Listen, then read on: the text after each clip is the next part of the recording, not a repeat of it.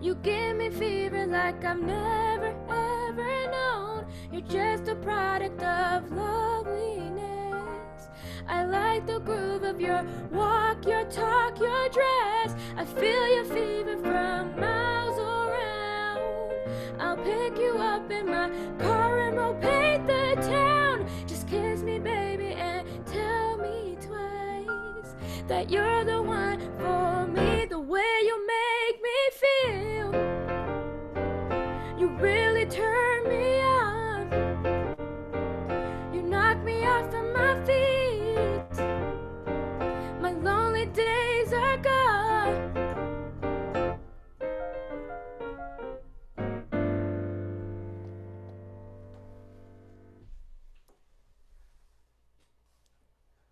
So that was my arrangement. I made a lot of mistakes for sure, but I'll just walk you through a few things um, with in respect to what I was actually doing.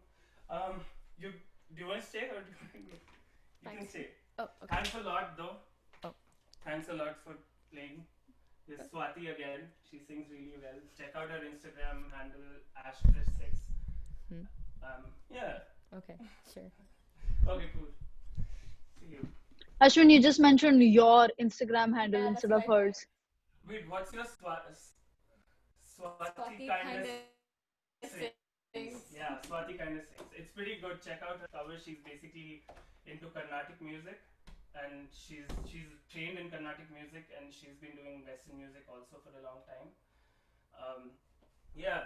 Okay, so I'll share my screen and let's talk through few of the things I did. So I'll break it down so that I can explain you what exactly I was going for, because I made a little bit of mistakes. 1 second. Sorry, 1 second.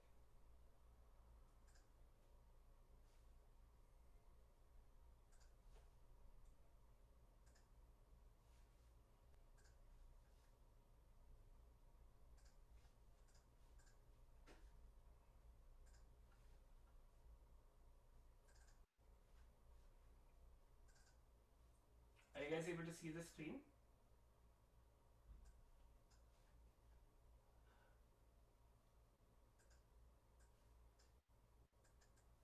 Okay, cool. So, nice. Like, honestly, feel free to just unmute and say, because I get like a little anxious to not hear anyone say anything. So, like Janvi, if possible, just come in and say yes if you can hear or something. That'll be great. Okay, so here, let's talk about the building blocks of arranging. And this is what I wrote, like thinking like a one human band. Like you just want to put in a lot of things at once, not be messy with your sound, but like. Ashwin, sorry, I'm going to cut you off again. Use your mic, please. Okay, can you hear me? Can you clear me? Can you hear Yeah, me this is clearly? better. Yes. Okay, great. So yeah, so like thinking about the basic building blocks of getting into arranging for piano is basically for any, like think about an ensemble. Like you want to be more fuller in the way you approach solo piano. For example, you need melody. Melody is where I played, right? But then to embellish that, you need harmony, right? So I go like, right? And then you have rhythm. Rhythm is more like where you want to feel like a drummer and you want to feel more syncopated, like.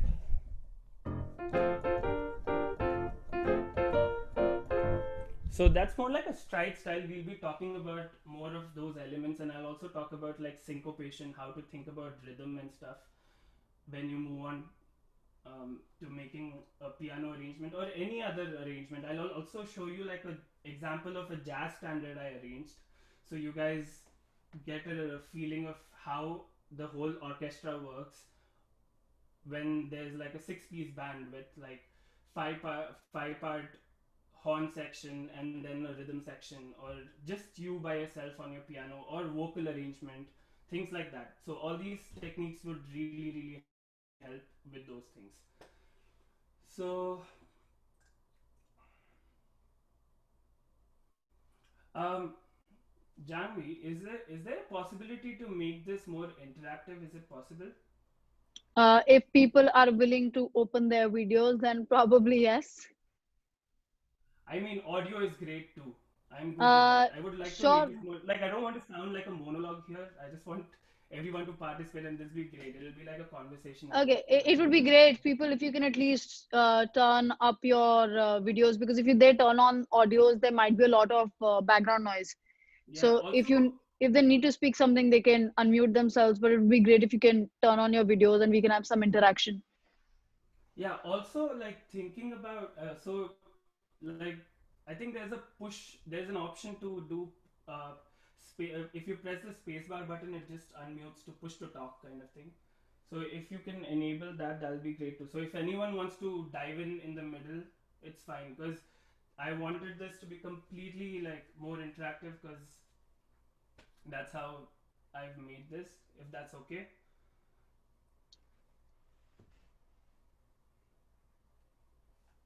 Okay, cool. So let's talk about like the basic elements of how I approached like arranging this. So the first thing you need to keep in mind are the intervals. So intervals are basically the distance between two notes, and it is also a feeling like how do you perceive a sound like in relation to something. So for example, like if I just play one note, but that's just one note, but once you add another note to it, it gives you a certain feeling, right? It can feel nice, or it can feel sad, or it could feel like very haunting. So stuff like that is very important to know. Just getting that sound in your head is very important before you approach any kind of arranging, because there's a lot of elements. So when I go like, it sounds nice. There's a reason why it sounds nice, right? So it's more like, so that's what is called perfect and imperfect consonant intervals versus dissonant intervals. So basically, perfect Ashwin, consonant. Mike.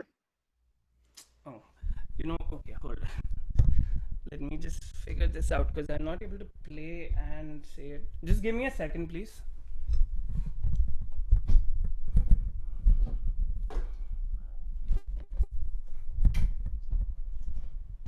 In the meantime, just to fill in, it would be great if you cannot make those things on top of his presentation. And second, when he's speaking about intervals, it's not just limited to playing intervals on the same instrument. It can be in terms of harmonizing the vocals. It can be in terms of harmonizing different instruments, but you can use those intervals. And at the same time, like even if you're playing the guitar, you can use it. On the violin, you can use it. There are a lot of people who play two notes at a time when they're bowing. So percussion, of course, you can't really play intervals per se, but that's where the rhythm comes in picture, which he was speaking about earlier. And I believe he's ready now, so I'll give him the mic. Yeah, that's completely true. Like intervals, I always think of arranging like singers singing at once. Like that's the best thing. That's why I've written voices after it. That's what I want to get to after this. So basically, let's talk about perfect consonant intervals. Consonant intervals are basically which makes you feel good when you hear something, right? So for example, the perfect consonant intervals are more like the root, the fifth, the fourth, and the octave. I don't know if you guys are able to see what I'm playing. Is it good? Okay. So yeah, so like that kind of sound. It has that empowering kind of sound. That's how I look at it. That's how I perceive it. Sorry, one second. Right? So like thinking about sounds like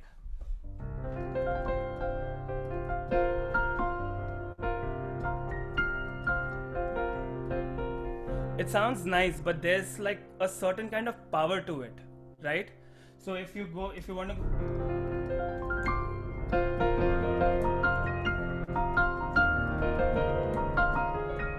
so whatever I did there was all perfect consonant because they are all fifths.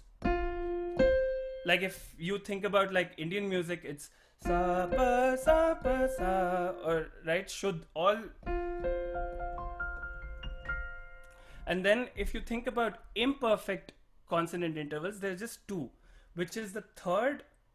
It could be a major third, which has like more like a happy feeling, or like a minor third, which has more like a sad feeling, right? And then there is imperfect. The other one is your major sixth, good feeling, sad but still it works. Like for example, let's take just the third, okay? See how it sounds. Sounds nice, right? Check out sixth.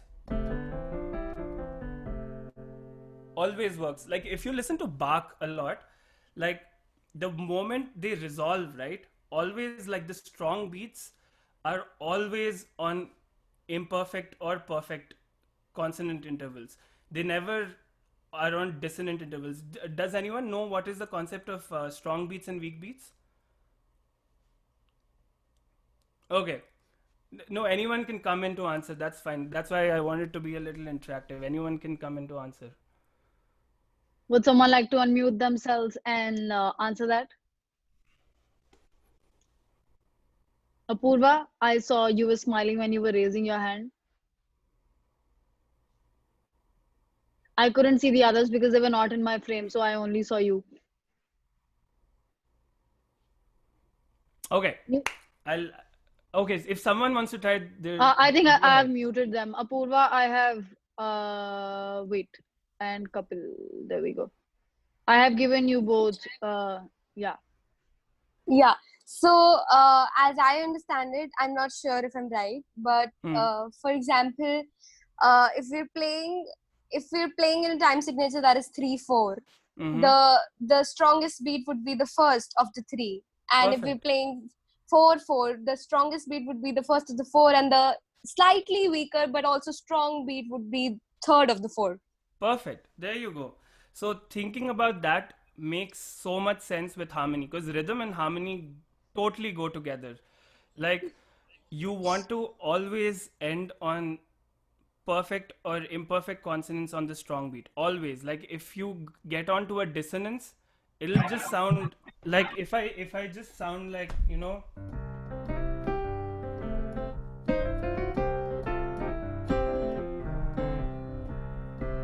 right? So if I when I went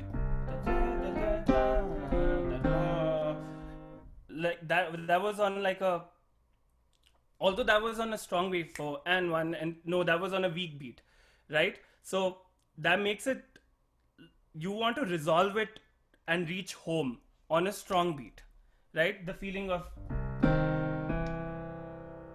right? So like thinking about that is very important. So that's where like perfect and imperfect consonant intervals come in.